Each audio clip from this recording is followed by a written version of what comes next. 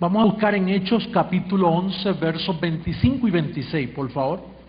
Dice el verso 25: después fue Bernabé a Tarso para buscar a Saulo, y hallándole le trajo a Antioquía. Y se congregaron allí todo un año con la iglesia, y enseñaron a mucha gente. Y a los discípulos se les llamó cristianos por primera vez en Antioquía. El Espíritu de Dios ocultó esa palabra de que le llamaran a Pedro y a los 11 cristianos. Ellos no eran cristianos. Solo cuando vieron a Pablo y a Bernabé enseñar, dice, mira, por primera vez, diga por primera vez. Por primera vez se le llamó cristianos. Quiere decir, hermanos, que el único cristiano que registra la Biblia fue Pablo. Primera carta a Timoteo, capítulo 1, por favor. Capítulo 1, verso 16. Pero por esto fui recibido a misericordia, para que Jesucristo mostrase en mí, el primero, toda su clemencia, para ejemplo de los que habrían de creer en él para vida eterna. Entonces, Pablo dice que él fue el primero que él escogió para ejemplo de los que heredan la vida eterna. Ahora los apóstoles ya predicaban y existían, pero parece que Dios no pudo usar a Pedro como ejemplo, ni a Juan como ejemplo, ni a Santiago como ejemplo, ni a Judas, el hermano de Jesús, como ejemplo. De la familia de Jesús no hubo un ejemplo, ni a María como ejemplo.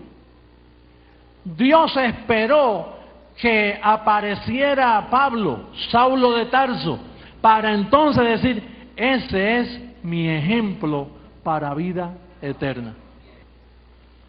Ahora fíjate, vamos a ver en Hechos 15 un poco de historia. Hechos 15.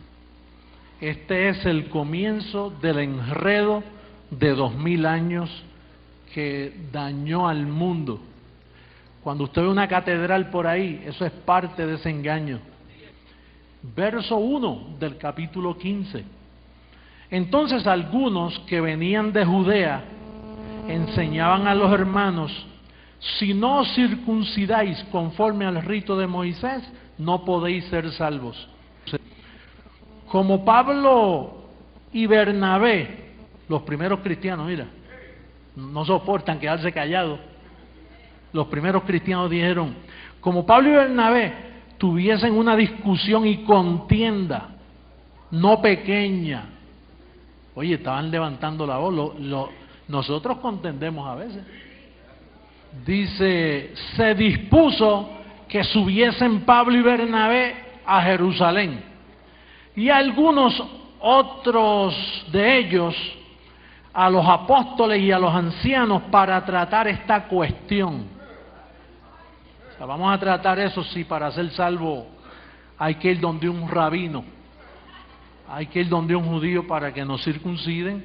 Y entonces dice, ellos pues, habiendo sido encaminados por la iglesia, mira dónde estaba la iglesia, pasaron por Fenicia y Samaria contando la conversión de los gentiles y causaban gran gozo a todos los hermanos. Y llegados a Jerusalén fueron recibidos por la iglesia y los apóstoles y los ancianos. Fíjate quién dirigía la iglesia, los apóstoles y los ancianos. Y refirieron todas las cosas que Dios había hecho con ellos. Pero algunos de la secta de los fariseos que habían creído, seguro ahí un fariseo podía creer, si ahí había circuncisión, había rito, había costumbre, pues en esa iglesia acá había un fariseo inmediatamente. Así que los fariseos que habían creído. Diciendo, es necesario circuncidarlos y mandarles que guarden la ley de Moisés, a los gentiles que habían creído. Y se reunieron los apóstoles y los ancianos para conocer este asunto. Hermano, esto no es cualquier asunto. De aquí es que nacen los 2000 años de engaño, de esta reunión que hubo en Jerusalén. Y después de mucha discusión, mira lo que hace Pedro a favor nuestro. Aquí Pedro aparece como un político. Dice, no, yo voy a defender la causa. Entonces dice Pedro se levantó y les dijo, varones hermanos, vosotros sabéis cómo ya hace algún tiempo que Dios escogió que los gentiles oyesen por mi boca la palabra del Evangelio y creyesen.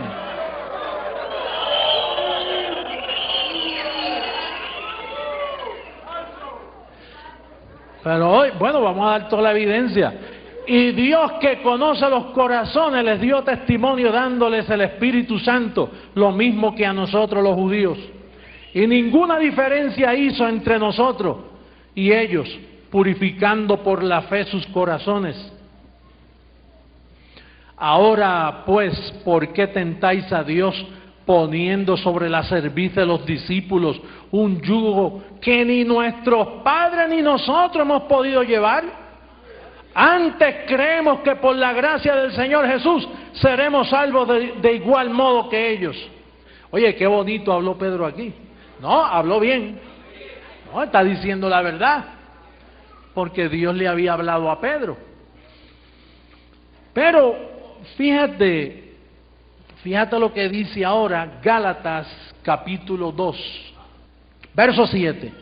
Antes, por el contrario, como vieron que me había sido encomendado el evangelio de la incircuncisión, como a Pedro el de la circuncisión, pues el que actuó en Pedro para el apostolado de la circuncisión, actuó también en mí para los gentiles. Y reconociendo la gracia que me había sido dada, Jacobo, Cefas, que es Pedro, y Juan, que eran considerados como columnas, nos dieron a mí y a Bernabé la diestra en señal de compañerismo, para que nosotros fuésemos a los gentiles y ellos a la circuncisión. En el verso 11, capítulo 2, verso 11. Pero cuando Pedro vino a Antioquía, les resistí cara a cara porque era de condenar. Pues antes que viniesen algunos de parte de Jacobo, comía con los gentiles, pero después que vinieron se retraía y se apartaba porque tenía miedo de los de la circuncisión. Y en su simulación participaban también los otros judíos, de tal manera que aún Bernabé fue también arrastrado por la hipocresía de ellos. Fíjate que Pablo y Bernabé lo llamaron cristianos por primera vez, y la influencia de Pedro era tan hipócrita que arrastró a Bernabé. Ahora está Pablo solo. Verso 13. Y en su simulación participaban también los otros judíos, de tal manera que aún Bernabé fue arrastrado por la hipocresía de ellos, o sea, de Juan, de Cefas y Jacobo, que es Santiago. Pero cuando vi que no andaban rectamente conforme a la verdad del Evangelio, dije a Pedro delante de todos, si tú siendo judío vives como los gentiles y no como judío, ¿por qué obligas a qué? ¿Quién estaba obligando a los gentiles a judaizar? ¿Y quién los defendió en Hechos 15? Él mismo. Pedro los defendió en Hechos 15. No le pongan carga a los gentiles. ¿Y qué estaba haciendo aquí? Obligando. Apóstol, ¿y por qué? Porque Pedro no era cristiano. Un cristiano no obliga a nadie a comportarse como judío. ¿Y qué dice en Gálatas 5.2? 5.2. He aquí yo, Pablo, ¿cómo se identifica? He aquí yo, Pablo, os digo que si os circuncidáis, de nada os aprovechará Cristo. Y otra vez testifico a todo hombre que se circuncida, que está obligado a guardar toda la ley. De Cristo os desligasteis, los que por la ley os justificáis, de la gracia habéis caído. ¿Y qué conclusión podemos llegar? Pues que hemos sido engañados